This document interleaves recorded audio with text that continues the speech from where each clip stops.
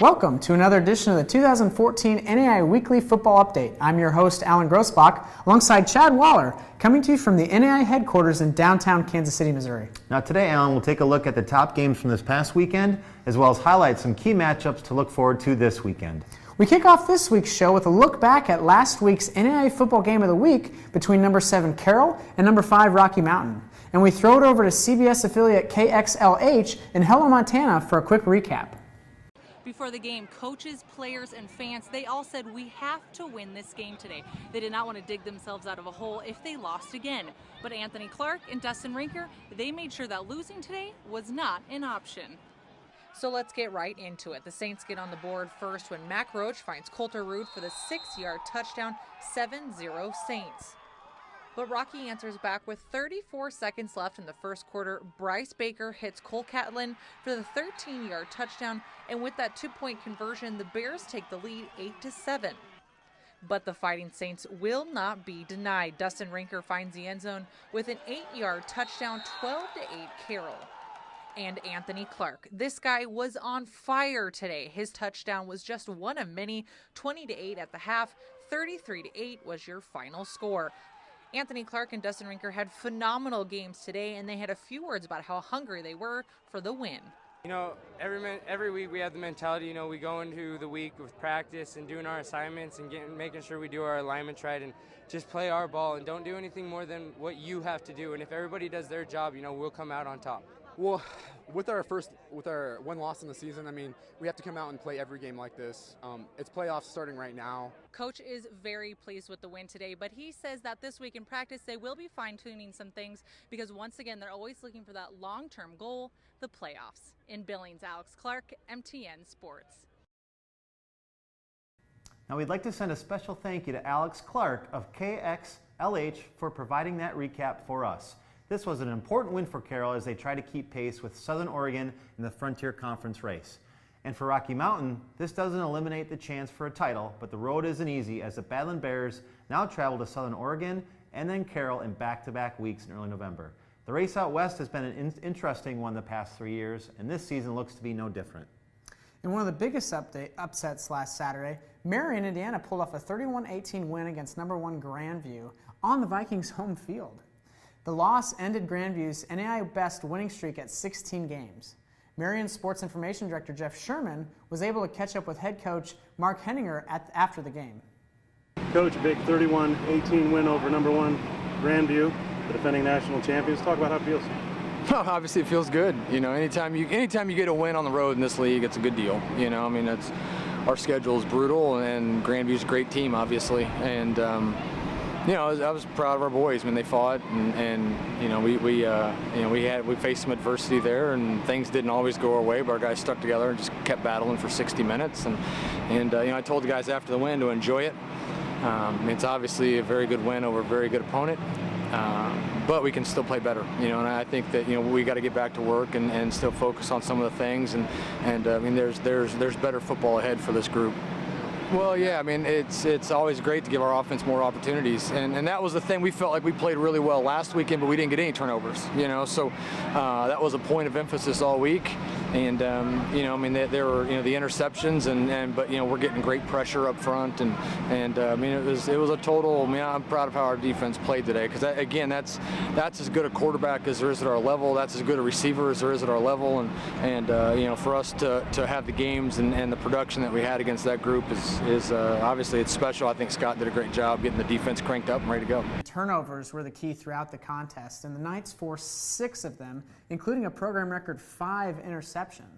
Sophomore defensive back Eric Price keyed the defense with 6 tackles, including a tackle for loss, and more importantly, he had 2 of those interceptions. He was named the NAIA National Defensive Player of the Week for his performance against one of the NAIA's top offenses in Grandview. Wow, and what's equally impressive, Alan, was play of junior quarterback Hayden Northern as he completed 14 of 26 passes for 319 yards and 3 touchdowns in relief of the regular starting quarterback. All 3 of those touchdowns were 30 yards or more.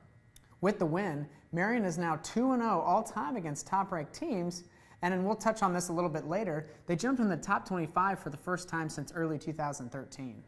Now the last game we'll recap this week is the Robert Morris 27-24 upset of number 10 St. Xavier. And it came down to the foot of Josh Teixeira. With 32 seconds left and the game tied 24-all, the junior kicker nailed a season-high 40-yarder to win the contest. It was also near his career long of 42 yards, so it wasn't a chip shot. He also converted a 20-yard attempt earlier in the game, so the performance earned him the National Special Teams Player of the Week honor. You know, Chad, one of the other notable performances in the game was by running back Lamont Wims, who tallied 180 yards and a touchdown on 38 carries. He's been a workhorse for Robert Morris this season, and through 3 games, he has 109 carries for 527 yards and 2 touchdowns. You know, and this is also a marquee win for a young Robert Morris program against a perennial top team like St. Xavier. Yeah, great win to start the season for Robert Morris. Now, the second regular season edition of the NAIA Football Coaches Top 25 poll was released earlier this week, and jumping right into number 1, Grandview's loss that we mentioned allowed Morningside to take over the number 1 ranking, the program's 10th all-time for Morningside. Now, we haven't spent much time talking about the Mustangs so far this year, but they have been nothing but dominant. The team has outscored its opponents 211-35 through 3 games and leads the NAIA in 8 statistical categories. Now, with the help of Dave Rebstock and the Morningside Sports Information Office, we're able to catch up with head coach Steve Ryan to get his thoughts on the season so far. For journey, you got to focus on the process, and that each and every day you need to set goals and have an idea of what you want to work on and continue to work on it. And so, for us, I mean, that's been huge because we've been playing very well, and you know, not talking about our opponents, but getting our guys to just focus on the process of things has helped us to kind of keep things going.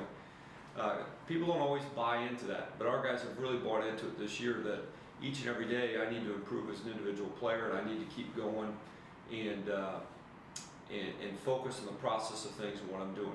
I think the second thing. And a big thanks to Coach Ryan for taking the time to visit with us. The remainder of the top 5 looks like this. We've got number 2 Baker, number 3 Tabor, number 4 Faulkner, and number 5 Carroll. Now for Baker, Tabor, and Faulkner, these are all the highest appearances in recent poll history for these 4 teams. Also, we had 3 newcomers join the top 25 this week, and who we previously mentioned, number 19 Robert Morris and number 20 Marion after some big wins. Then we also had number 24 Kentucky Christian, who's in the poll for the first time since the postseason poll in 2012. So kudos to those teams for making it in. Now let's turn our attention to the upcoming week, where we had 5 top 25 matchups that were featured in the NAIA Football Game of the Week Facebook fan vote. And those games were number 17 Lindsey Wilson at number 4 Faulkner, number 8 Grandview at number 9 St. Francis, Indiana, number 21 Eastern Oregon at number 10 Rocky Mountain, number 11 Missouri Valley at number 14 Benedictine, and lastly was number 12 St. Francis, Illinois at number 13 St. Xavier. So really a month into the season, Alan, some great top 25 matchups as we head into the NAIA football this upcoming weekend. Absolutely. Now, we've had some tight races in the fan voting, but this week wasn't one of them, as number 17 Lindsey Wilson and number 4 Faulkner was by far the favorite with more than 350 likes on Facebook. These are 2 relatively young programs in NAIA football, and it's really exciting to see them playing so well. Faulkner established football in 2007, while Lindsey Wilson introduced its program in 2010. Saturday will be the 3rd all-time meeting between the 2 sides, with both teams winning at home. Now, points have been at a premium in both previous meetings, as the Blue Raiders and Eagles have combined for 151 points. But get this, the average margin of victory is only 4.5 points. So they've been high scoring, but not blowouts. Taking a closer look at Faulkner, I think there were some questions entering the season if they'd be able to replace quarterback Josh Hollingsworth, who had spearheaded the Eagle offensive attack the last 3 years. And you know, the Hamilton, Alabama native threw for more than 11,000 yards and also had 111 touchdowns in just 33 games. However, senior quarterback Terrell Robinson has filled that void and arguably adds another dimension for the Faulkner offense this season, as he's a pretty dynamic runner. Robinson is completing 69.8% of his passes for more than 1,300 yards and has 15 touchdowns, while also leading the squad with 250 rushing yards and 4 scores. The South Pittsburgh, Tennessee native owns 3 straight 400-plus total yard performances entering Saturday. You know, as a team, since the start of 2013, the Eagles are 6-1 at home, including a 2-0 mark this season.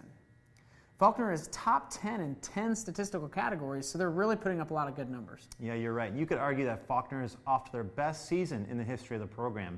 They have never won 4 straight games to open a year before 2014, and the number 4 ranking is the first top 5 mention for Faulkner.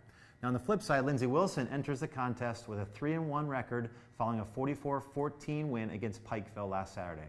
The Blue Raiders are 4th in the NAIA in scoring offense, total offense, and pass offense, which is due in large part to the consistent play of quarterback Brandon Cressip. Cressip, who we've mentioned a few times this season already on our show, has thrown for 1,240 yards and 14 touchdowns on the year, including a season-best 490 yards in the Blue Raiders' loss to Reinhardt. He's a 4-year starter for Lindsey Wilson and owns career totals of over 9,200 yards passing and a total of 77 touchdowns. So a lot of experience he brings to the Blue Raider offense. Like we mentioned earlier, this game was selected by a Facebook fan vote, and we're always interested in hearing from the fans of NAIA football. We're asking you to get involved with the NAIA Football Game of the Week. We'll post our top games of the week to Facebook, which typically happens on Monday evenings around 5 p.m. Central Time. So be sure to pick your favorite game by 9 a.m. on Tuesday, and we'll have it highlighted on the show. Well, Chad, this concludes this week's episode, and I'm Alan Grossbach. And I'm Chad Waller. We'll see you next week.